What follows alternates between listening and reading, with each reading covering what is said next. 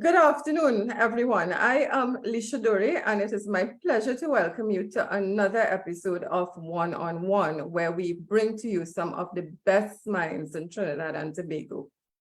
This afternoon, we will be discussing some of the critical issues affecting Trinidad and Tobago, and we hope to touch on issues in crime, the economy, politics, and energy once we have the time. So I would like to welcome you, our viewers who have joined us on Zoom and social media, and also members of the media who may be joining us. As usual, we want to make this session as interactive as possible. So we encourage you to raise your hand if you want to make a contribution, and also feel free to leave comments and questions on the chat. Today's episode certainly generated a lot of interest when it was advertised, and that is due to the popularity of our guests. At One on One, we bring to you the best, and this afternoon we are very pleased to have with us Mr. 𝗖𝗿𝗶𝗁𝗋. Now, Mr. 𝗖𝗿𝗋 needs no introduction, but I will still say he is a former politician who held ministerial positions in governments led by both the PNM and the UNC. He is a renowned political commentator, journalist, actor, playwright, and teacher. So, Mr. 𝗖𝗿𝗶𝗁𝗋, I would like to welcome you and thank you for taking the time to join us. Thank you very much. I'm very, very glad to be here with you. It's a very friendly atmosphere, very friendly voice of our presenter, and I'm generally very happy. Looking forward to having the discussion. Great, and I am especially pleased that you agreed to come on this program because, as I was mentioning to you when we spoke before, I'm an avid reader of your column in the Sunday Express. So we are looking forward to having a very interesting and engaging session tonight. We have you for an hour, so we will be ending the show around 6:20.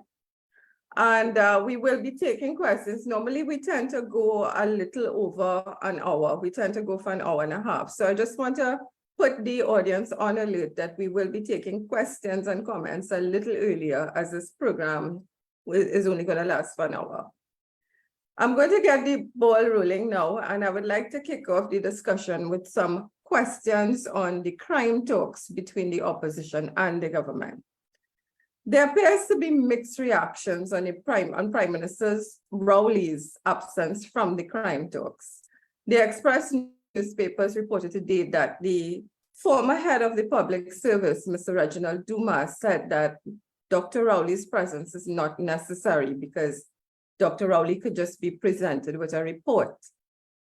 The Express would have also spoken to various political analysts, the majority of whom felt that Dr. Rowley should have been there leading his team in these crime talks.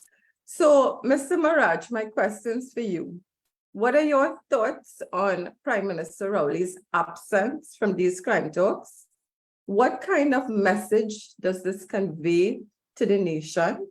And do you believe these crime talks would yield results regardless of if Dr. Rowley is there or not? I agree with Dr. Hamid Ghani that it will be a waste of time if Dr. Rowley isn't there. And I think the Express, both the Express editorials and both the Express and the Guardian said that he should be there, and that indeed by his not being there, I think the Express editorial spoke of his kind of disregard for the situation, which is really a national crisis. I think he should have been there, but I see this within the context of a general abdication of responsibility by Dr. Keith Rowley with respect to many matters nationally, but particularly with respect to crime. I remember in 2016, for example, at a meeting, I think it was a political meeting in 𝗥𝗹𝗶𝘁𝗶 in San Fernando, he started with the murder rate was raging even then. And he pointed fingers at the police as though it is their responsibility and the cabinet had nothing to do with it. I took him up on it immediately, and I said that, the cabinet does have a responsibility. We do have a cabinet dealing with several issues. We do have a minister of national security, given responsibility and heavy allocation of finances. Ramesh Lawrence Maharaj, who was then was former Attorney General, he agreed with the position that I took myself, and that the buck stops with the government. The cabinet does have a responsibility. So what we're seeing here again is another abdication of responsibility on the part of the Prime Minister. I think in his original communication with the leader of the opposition, because I thought we saw that in the newspaper, he had suggested that, he had given the impression that he would be there. But in this latest letter, he I think has allocated the chairmanship or the leadership of the part of the delegation, the government delegation, to the Attorney General. So that it is really disastrous. It's another abdication of responsibility in a situation where you have crime as the major problem in the country. We are today one of the most dangerous places in the world. We have a crime rate higher than New York City, which has 10 million people. We have 1.4 million people. We have over 4,000 people murdered, slaughtered in the last 8 years, and yet, and not only that, we have a situation where in the schools there's hooliganism. There's no longer indiscipline in the school. There's hooliganism. You have the crime records in the country reveal children between the ages of 7 and 17 and so on committing heinous crimes. So that we have a real problem in Trinidad and Tobago, and this is something that calls for a national discussion led by the Prime Minister and the leader of the opposition. So that I expected that when both of them would have come to the table, having decided on an agenda, and they both must agree on the agenda, and these discussions take place and a path as decided upon, they both would take ownership of the outcome of the talks, and that would have been the basis for a unified approach to dealing with this national crisis. So I think it is very lamentable. It is a sign of tragic uncaring on the part of the Prime Minister, another abdication of responsibility, and totally unacceptable. So Maharaj, do you think that the opposition should continue with the talks, given that Dr. Rowley has indicated that he will not be there? Not at all. No, not at all. Dr. Rowley has indicated a certain contempt for the talks. I mean, if you look at the team, first of all, he wants only parliamentarians. Why parliamentarians only? We have had parliamentarians talking to one another in the parliament for 8 years, and look at the situation we are in today in Trinidad and Tobago with respect to crime. And then look at the delegation that Dr. Rowley has suggested would be his committee of parliamentarians. You have 2 failed ministers of national security, a former minister and the current one. And then you have these accompanied by 2 ministers whose credentials in dealing with crime are unknown. They are generally seen, one in particular, seen as a lightweight, cannot really make a significant contribution. He had a previous portfolio. I'm talking about Randall Mitchell here, for example. Gonzalez is demonstrating some grit, but these gentlemen have not demonstrated any credentials. They haven't displayed any credentials in dealing with crime, and you come with them. So I think it can be a deliberate attempt on the part of the Prime Minister to pour contempt, to display contempt for the talks. I mean, and I think it's also an insult to the President of the Republic, whom I think called for these discussions and this unity between the government and the opposition in dealing with crime. Okay, before I move on to the next question, I just want to tell the audience, we want to make this as interactive as possible. So as I said before, If you want to make a contribution, please raise your hand or feel free to put any comments on the chat. I see Mr. Maraj's camera is off. I hope we haven't. Let me get that on. Let me get it back on. Okay, excellent. Are you back? I'm back on, I see. Yes. Guys, I noticed some people seem to be having some technical difficulties. Gary, you're saying you don't see the icon to raise your hand. All right. Right, so, okay. Well, I don't know what is happening here. I guess Zoom is acting up a little. All right.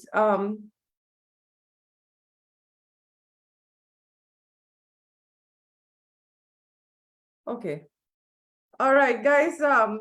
Well, you can try now, or if anybody does want to speak, just put it on the chat and I will allow you to speak. Right, okay, moving on to my next question. And this has to do with the fiscal 2024 budget. Ms. Maraj, in your article that was published on October the 8th, you described the budget as another 4 hours of fundamental fraudulence. And these are some very, very strong words. Can you please share some more insights into your assessment of the budget? From your point of view, what was the good, the bad, and the ugly? Well, I termed it fundamentally fraudulent because the theme of the budget, I remember it, I feel to laugh. I mean, the theme of the budget, I think, platform for diversification and growth. What has the budget done with respect to diversification and growth, with respect to diversification in particular, which is the core of the issue? This government, this prime minister, and this very minister of finance met a situation in 2015, 8 years ago, going into 9 years, where they had an almost 40% drop in revenue from $57 billion to $37 billion. That is what they met. That is what they met.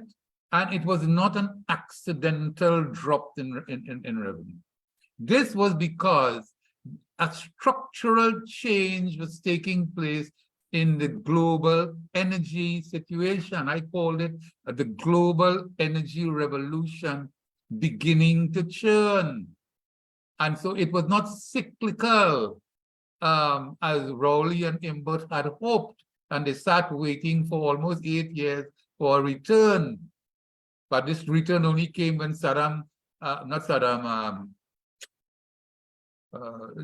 the invasion of Ukraine, right?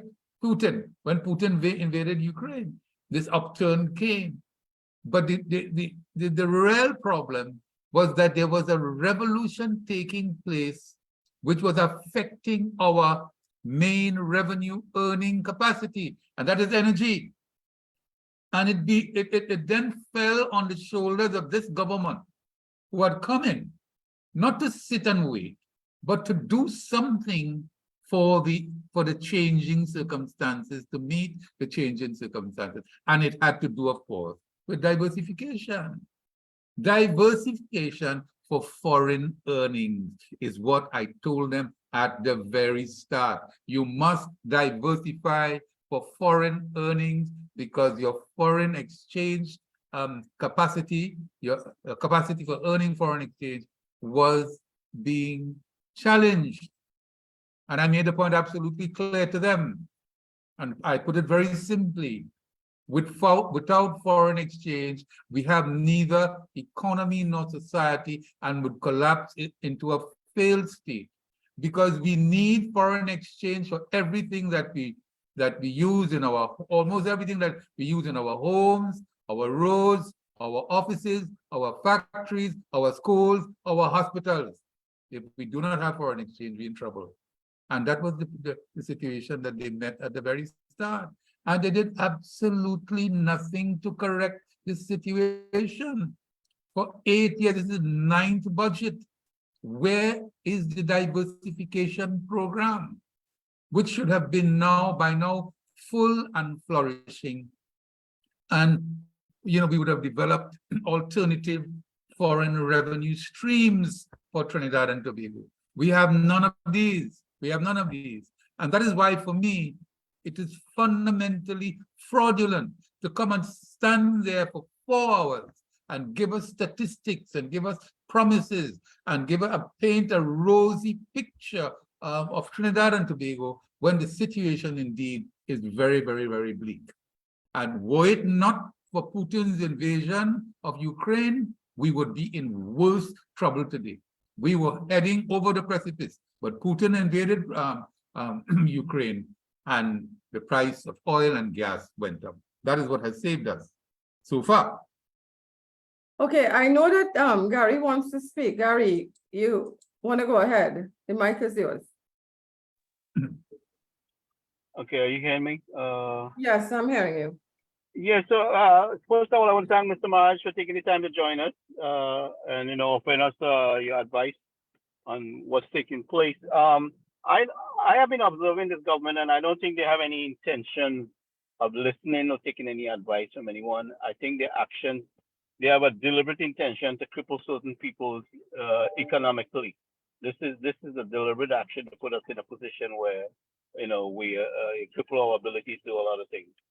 As far as the crime is concerned, I don't think, first of all, Dr. Rowley has the utmost responsibility to meet with the opposition leader because he's head of national security. So I don't think he should be exempted or excused, from doing so. And this is how I feel about things. And we should not. I support the decision of the opposition leader should not allow him to be lethal by meeting with anybody less than him, because he's the utmost authority of the country, he's the man in charge, and it makes no sense meeting anybody that's under Dr. Rowley in resolving these issues. Our crime problem has some simple things to resolve, and number one, I don't think we really want to. We're not looking at it. I don't think we want to really address it because we have a police force that's indisciplined. He had somebody there, which was former Commissioner Gary Griffith, who had a handle on making a difference, and if he was given a little more time, could have made a drastic amount of difference in upgrading the quality of service you get from the police service. So I don't think the government is interested in that. It's our best interest to remove this government as quick as possible, and we should come out and demonstrate that. That's my point of view on things. I don't see, we really, we really taking a course of action, with that we need to. Okay. This is way overdue. We were brought up the Palestinian situation. People came out to protest for Palestine. In the meantime, we have people being gunned down in the country every day. The hospital system is in chaos. Every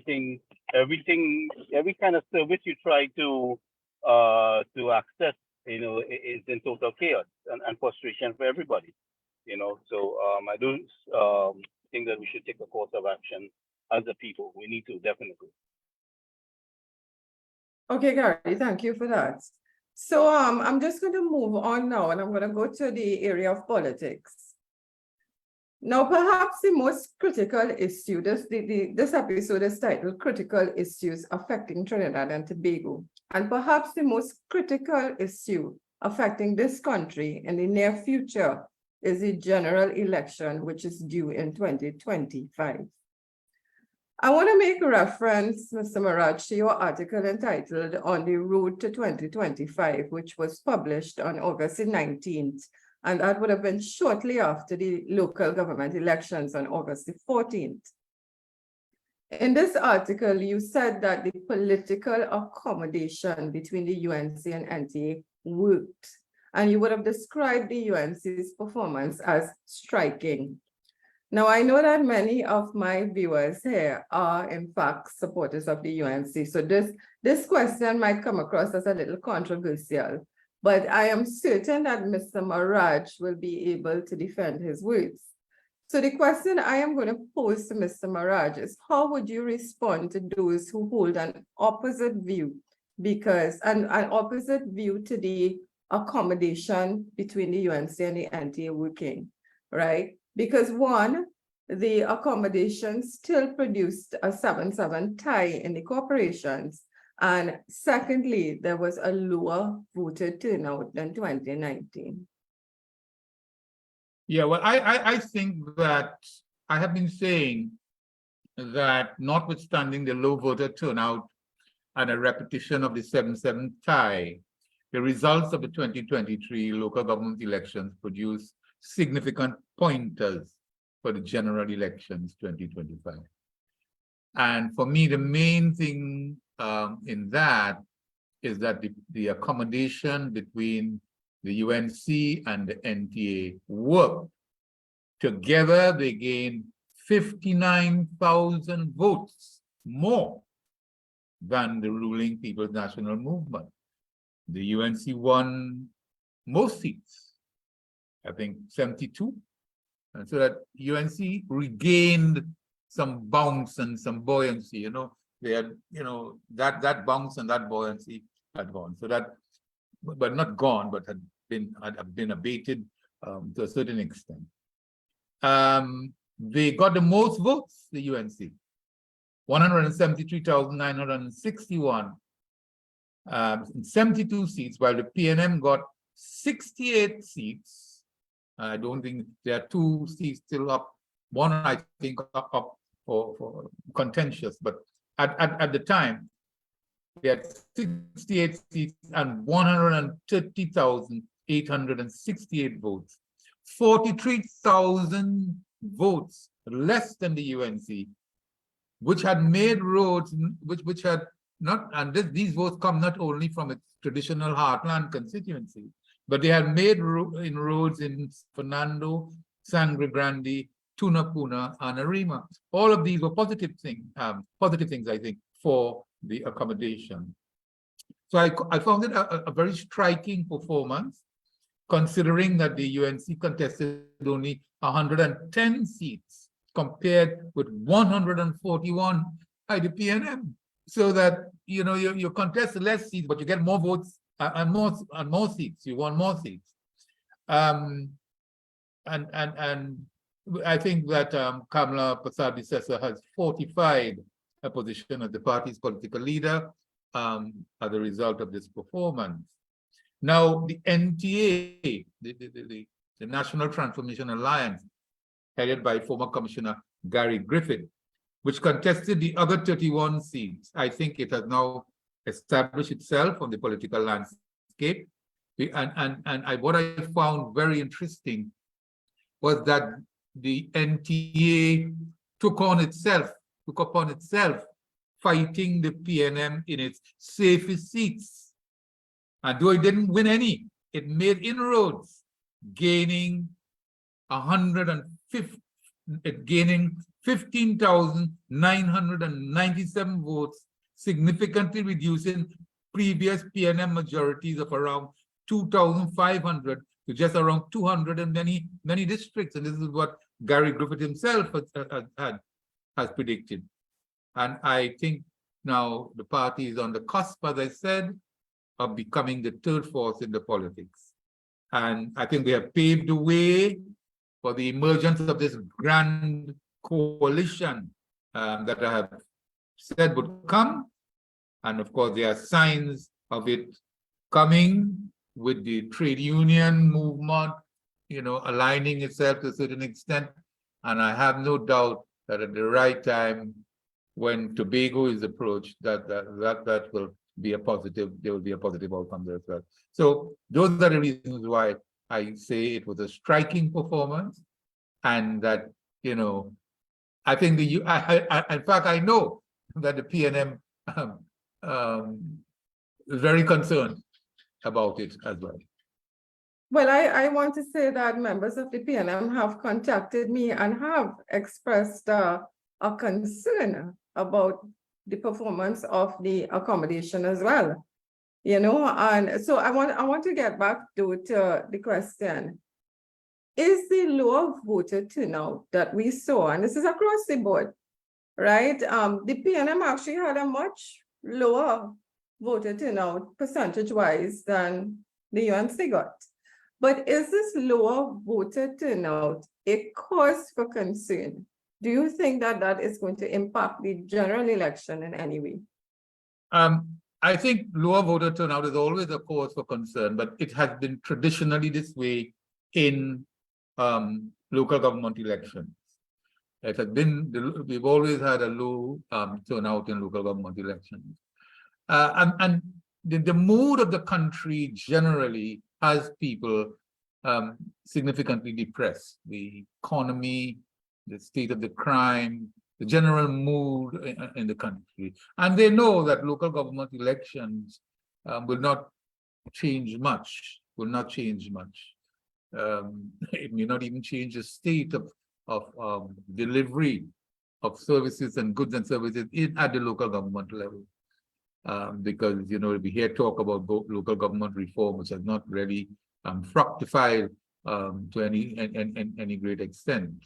So that people generally felt, well, things are not going to change, and you have that. But I think the performance of the NTA, the UNC and the NTA, the accommodation, would have stirred people's minds to a great extent that something is on the horizon, something is happening, something could happen. And it depends on the UNC and the NTA going forward. What they do within the coming period will be very significant. And they should know that the PNM would be very concerned about this alliance. They would be very concerned about it. And the PNM would do its best to prevent this alliance having the time to solidify and to gain strength and cohesion and so on. And an early election is always a way out for the PNM, because the earlier the election, it might be better for them, because the greater work that needs to be done for the general election could have been omitted. And so it behoves both parties and others who are interested in saving the country and presenting an alternative to this disastrous government that we've had for the last 8 years. It behoves everybody who are interested to do something, to ensure that we have a proper alternative. Mr. Maraj, there are two questions. One is going to put you on the spot a little bit, but I'm going to ask this, right? One, do you predict an early general election? And two, would you say that this Rowley PNM government is the worst government of all time? I think an early election is possible. I think an early election is possible because I think of the performance of the accommodation in the local government election. I think that'll be a great factor. That'll be a great factor. And there's not much that this government has to deliver anymore. They don't have the resources. They have been borrowing, and they have reached above the acceptable limit in terms of debt to GDP ratio already, and they don't have much more room for borrowing. Their revenue situation, as I said, as I pointed out, is under serious challenge. What was the second question? Yes, the question to put you on I have said, question, but I know people. I have said worst government in the history of Trinidad and Tobago. Right. I have said over and over, and I told them in 2015, and I've been saying this since I've started writing, that there are three fundamental problems facing Trinidad and Tobago. One, you have to modernize your economy to ensure a diversified range of economic activity, to ensure new revenue streams. And of course, the modernization of your economy would mean a lot of other things involving technology and so on. The other thing was the social decay in Trinidad and Tobago. We need to arrest the social decay in this country. This is a decaying society. And the crime, the level of crime is just one manifestation of that decay that is all around us. Broken homes, broken families, teenage pregnancies, domestic violence, hooliganism in schools, a dysfunctional educational system, failures and so on. You have it all around you. And you've got to arrest the social decay in the country. Otherwise, you're going to be in real trouble. And the government, well, let me come to that in a while. And the third issue is the level of dysfunctionality you have in the institutions of government. Almost every government institution is failing in its delivery and its duty to the citizens of Trinidad and Tobago. The judiciary, the police service, local government, Ministry of Education, Ministry of Health, everything is failing. And you need to correct it. And I told this government that they need to attend to these three things. These three, and any future government will have these three things on their agenda.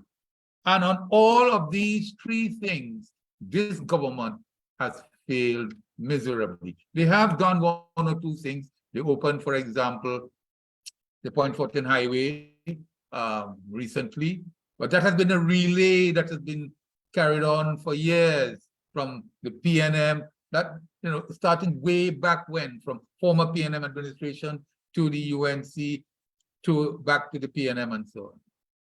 But they must be complimented for that. They've done one or two things that have happened during their tenure. But on the three issues, fundamental issues, they have failed miserably. And this failure has been aggravated by a certain crassness on the part of the Prime Minister, whose language leaves a lot to be desired, and who has not been an inspirational figure in Trinidad and Tobago. And so I say that they have been a terrible government, one of the worst in the history of Trinidad and Tobago. Okay, I see Nadina wants to make a contribution. Nadina, go ahead, please. Hi, good evening, good afternoon, everyone. Mr. Maraj, a pleasure. Yeah. I want to agree with you that there's a likely upcoming early election, and you pointed out something that was not in consideration or on my radar at all, the accommodation. So thank you for that. But I was using the evidence that is before us. That budget, I would like to agree with the opposition leader, as well as Mariano Brown, who chimed in, I think, indicating that it was indeed an election budget, especially with the back pay to public servants and so forth, whatever that means in terms of purchasing power. But today, Stuart Young came and he spoke about his Dragon Congo line dancing, and the US gave them the opportunity to start trading in gas with Venezuela in about 2 years' time. Something to that effect. I don't have all the details, but the issue is this: subject to free and fair elections. And UN just came out recently with an article speaking to the low chances of free and fair elections in Venezuela. So this contingent dragon gas benefit and his announcement, which really wasn't an announcement, which really didn't say anything, to me, triangulate together with the crime talks as just things being presented to us with little substance in preparation for an early election. So I just wanted to share that, and if you could just add to it. Yeah. In any case, the dragon gas, that news that you just said that Stuart Young announced, I haven't heard it yet. But as you say, it is subject to free and fair elections being held in Venezuela. And one is not too sure about that and how the US would react to that. And, when will this gas come on stream? The other question is, what is Trinidad and Tobago's role going to be with the gas from Dragon? Are we going to be the mere processor for the gas to go to Europe, as has been reported by some news media. I think Reuters was one that said that we would then be the mere conduit for Venezuelan gas that we process here, which would make our returns, our economic returns, not so very significant. But we need to get clarification on that. One would have expected that had some of that gas over a long-term period been deployed into Point Lisas for our downstream industry, petrochemical industry, it would have been even more, it would have been of greater benefit to us. So we're going to wait and see what is happening there.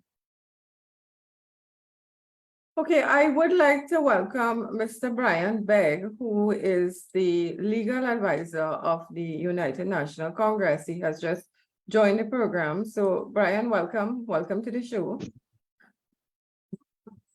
Hi, good evening, Alicia. Good evening, also to Mr. Maharaj, a gentleman whose columns I read a lot, to the point where he even made mention of me in one of his columns.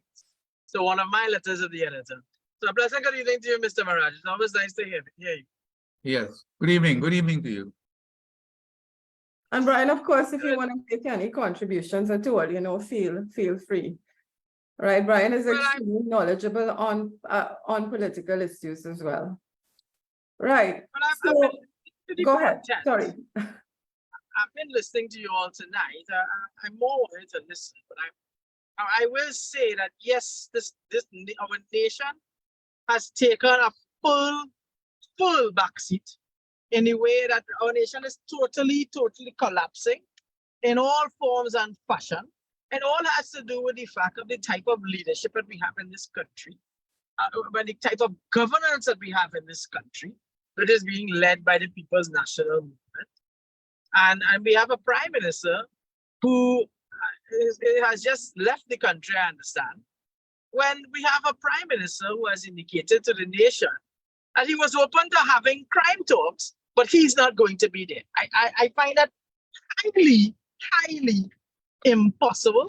I find it also discourteous and insulting to the nation of the Republic of Trinidad and Tobago, where we are under siege with crime, where there was the call for all parties to come together, and the leader of the opposition, who should be very much commended for taking this step again to lead the way and leading the charge of saying, listen, crime is a problem and we need to deal with this situation. And instead of him being part of it as being prime minister and also head of the National Security Council, he sends others and he leaves. That is ridiculous. This Dr. Rowley, the prime minister, I don't know, Mr. Maharaj would agree with, right? And he's not the king of Trinidad and Tobago, where he will say, well, I'll send an envoy and you'll report back to me. No. When you came into the parliament and during the budget debate, when I have to say, one of the, I don't know what people think this budget was, when it was lacking in substance and anything of any real need of a true budget. And this man cannot even say you're going to be here. It's ridiculous. And I do believe that the opposition has totally caught him with his pants down. He did not want to talk about crime, but he talked when he went to the parliament and talked about how crime is so bad. He didn't want to deal, he doesn't want to deal with it because the People's National Movement has a history of not fighting crime. The People's National Movement, and Mr. Maharaj would know this, right? That whenever they're in government, crime is at the highest ever. And it continues to be high. And I am saying that now the people must understand that it is time. It is time for Dr. Rowley, when you come back to Trinidad from your special invitation of Canada, call a general election, sir. Because if you don't want to talk about crime, then let the nation decide if you should be there to deal with crime. I'll listen on for the rest of the show. I have to come up in a little while, but I'll listen. Thank you for that contribution, Brian. And I shudder to think of what will happen in Trinidad if crime gets any worse, you know. And from the looks of it, it will get worse. That is the frightening thing. So just doing I am a victim of crime, Lisha. I was a victim of home in. Yes. So I know how it feels. I know how citizens feel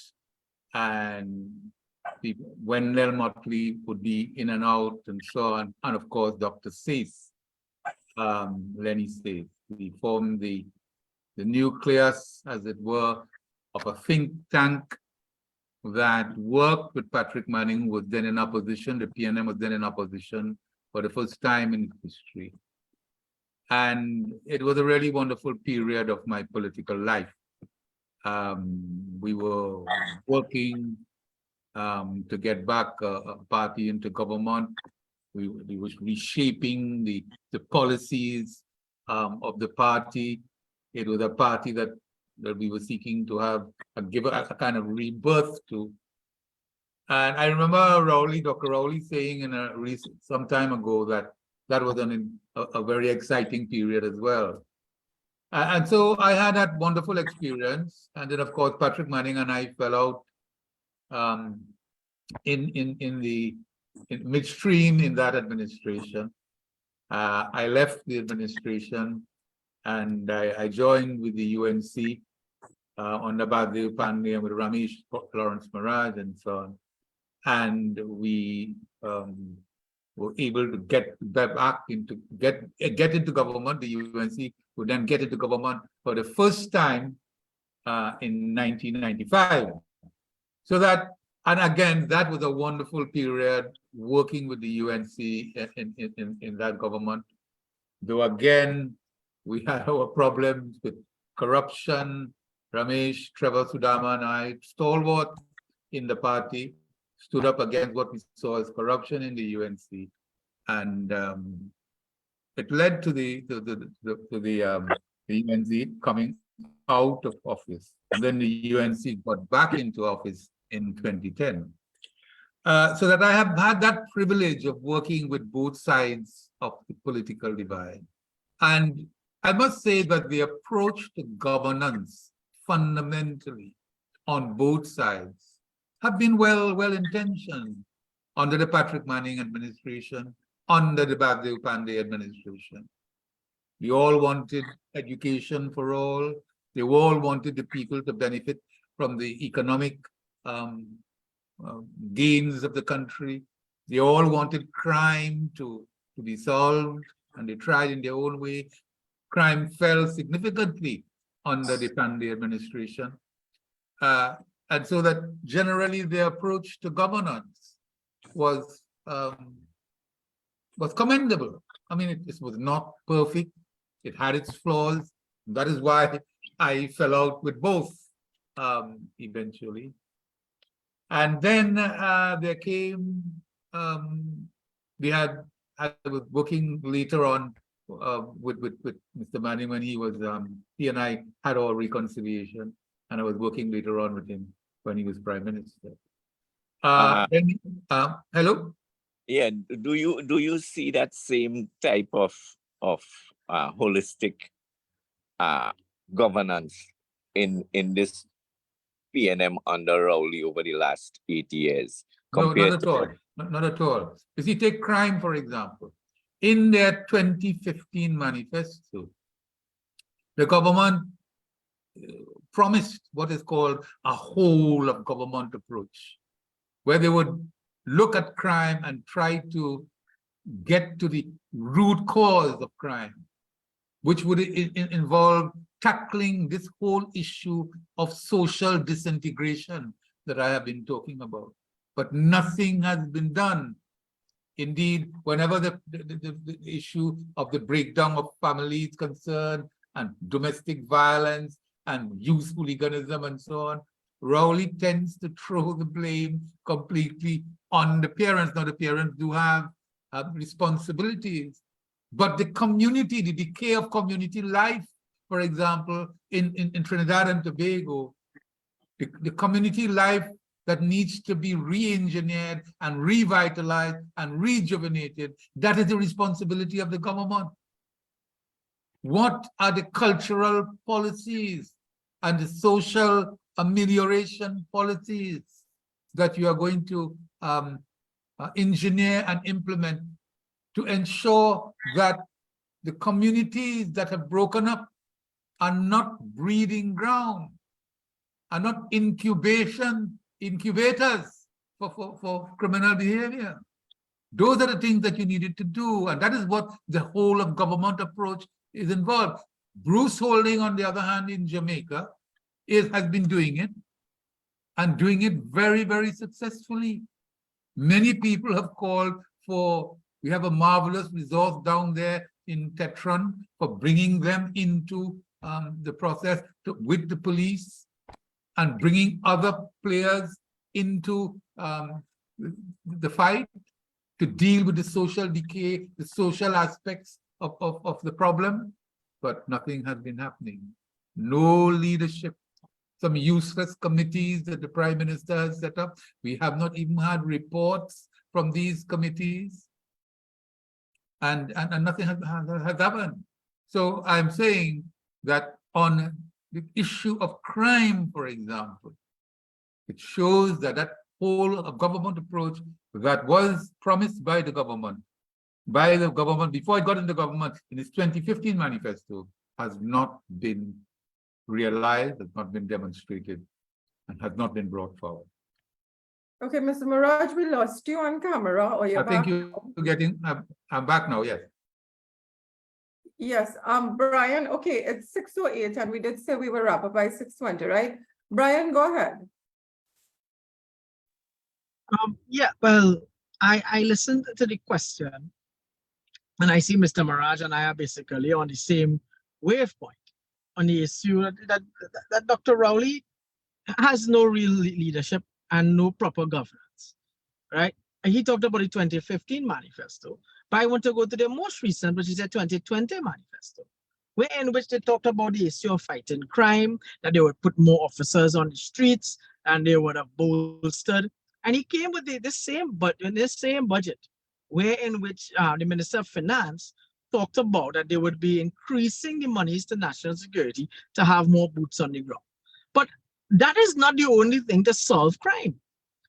To solve crime in this country, you have to go a little more than that, right? If you listen to what in the budget response by the leader of 𝗥𝗹𝗶𝘁𝗶, how in the world can you look to put 1,000 more officers when, and it's the oldest cliche, but we still have to say it, they are yet to still say police stations have police cars.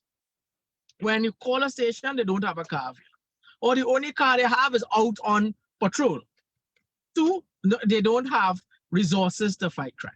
I can tell you as a practicing criminal litigant attorney that I have had many times to take my own paper. Let me repeat it. My own paper to carry it to a police station so they could print out documents to send to me. I have also had instances where the police has indicated to the court that they are unable to do anything with bringing evidence bring evidence proper to the court. Then we have to look at the Forensic Science Center, Mr. 𝗏𝑚𝑎𝑟𝑎𝑗, and I'm sure Mr. 𝗏𝑚𝑎𝑟𝑎𝑗 will agree with me here, that we have a Forensic Science Center which is totally non-functional. Where I can tell you where there are still matters being delayed in the court because no proper analysis is coming from the Forensic Science Center. Whether it's an autopsy, whether it's a coroner's report, whether it's a ballistic report on a bullet, or even that of a report in testing for a gun at the Forensic Science and even at the CIRU Center, right? But yet you have a Minister of National Security, Mr. Fitzgerald Hines, who Mr. 𝗏𝗏𝗏 knows very well, right? A man who I think is an abject failure and should be fired for his failure, who comes into Parliament and offers an apology. We don't want an apology from him. We want him gone. That you come now, even if it is your fighting crime, and Mr. 𝗏𝗏𝗏 is correct, that there's no proper leadership from the government. And it trickles down to the leadership in fighting crime. You have a commissioner of police who I think, honestly, is clueless in doing her job. Is only there to do media coverage, to show that they find a cache of weapons, or if they find a drum, or if they find something. But yet, where is her leadership in getting things done? Nothing is done. And we have to understand, that's why we need to push this government to call an election. I think it is honestly, I believe honestly it is time that Kamla Persad come back as Prime Minister of this country. Thank you, Brian. So over 4,000 people have been murdered in the last 8 years, and the government comes to the Parliament and says, we apologize. Okay, we can take maybe one final comment from Gary. Gary, you want to go ahead? Yeah, everybody hear me? Yes. Yeah, so first of all, I want to thank Brian for his contribution. I'd like us to have a session with him on this same discussion. But again, I want to reiterate, fixing the police force, the management of the police force will have to be a high priority. I also say that while we have to factor in all the social issues and resources towards that, that will take some time. But what we need to do right now, there's some immediate thing, which is to put some restraint on the criminals because they have too much of an easy getaway, and we are unable to respond effectively. I am more interested in deterring crime than solving crime. Our first objective should be to put all the deterrence resources into place, and citizens, there must be a structure for citizens to participate, civilians to participate in that deterrent structure. And this is what we are ignoring. We only debating and then trying to say who's the most brilliant debater in the parliament and who better than who, and it's not getting anywhere. The last 8 years of debate hasn't gotten us anywhere in resolving the criminal situation that we have here, because we don't have the effective response and deterrent resources in place, and we refuse to indulge certain people into the formula. So unless we come together with a formula that is inclusive, we are not going to get anywhere. We need that restraint with immediate effect. And yes, Brian, we all have to come out and force this government into a general election now in order to save lives. If we are serious about our own lives and our family lives, we have to come out and force this government. It cannot be totally up to the opposition to do this. You know, we the people have to get our act together and we have to stand our ground. We have to come out. It's our lives at stake, our family lives at stake. Thank you. Gary, I want to thank you for that contribution. I thought it was absolutely brilliant, right? I mean, talking about the importance of deterrence over detection. And we need more, I agree with you, we need more than brilliant debates in the parliament. We need so much more than that. So guys, this has been fun. It is already 6:15, meaning that we have 5 minutes left. Mr. 𝗏𝑚𝑎𝑟𝑎𝑗, I want to give you the opportunity to make any closing remarks you may have. And just by the way, I did not get through my list of questions, and there were also questions on the chat that we haven't answered. But that just means that we may have an opportunity for another session. So go ahead with your closing remarks. Right, thank you very much, Alicia. I hope I got the pronunciation right. Yep. Right, good. Thank you very, very much. It has been a very pleasant and stimulating experience for me to be here with you all today and to answer those very probing questions. I am very happy about this opportunity, and I wish you all the very best. You're doing a good job of, providing a platform for the airing of views, and this is what democracy is all about. Airing views, people of different political persuasions, getting together with independent-minded people and so on, talking about the country and the future of the country, because it is our country. We love our Trinidad and Tobago, and we want to see it saved from destruction. I repeat, for me, it is now on the edge of an economic and social precipice, and we need to do all in our power as citizens to pull it back, and to pull it back in the democratic way. We need to air our views. We need to speak our mind. We need to stimulate thought in Trinidad and Tobago, so that people can be eventually inspired out of their complacency and do something to help deceive themselves. So those are the remarks, and I wish you all the very best. I thank all of you for participating, and it has been quite a pleasure being with you. So, Mr. 𝗏𝑚𝑎𝑟𝑎𝑗, I have to say the pleasure has been ours. This was an excellent, excellent program, and we touched on many things. We touched on the PM's absence at the crime talks, the rise in crime, and now you can't have a conversation anywhere about anything without crime coming into it, right? We spoke about the 2024 budget. We spoke about the socio-economic decay of the country, the accommodation between the opposition forces. Is this accommodation working? We touched a little bit on the results of the local general elections and what these results tend to suggest for the country in the upcoming 2025 general election, the possibility of an early election. And we also spoke about the difference in governance between the UNC and the PNM. So definitely, I want to say it has been a very interesting and engaging conversation. I want to thank everybody who came, who offered their questions, their comments, their contributions. We will continue with the program again. Maybe the little time switch would have deterred. It would have been a little problem for some of the people who are working, but that's fine. Next week, we will continue at 8 p.m. on Tuesdays as usual. So guys, have a good evening, and we'll see you again next week.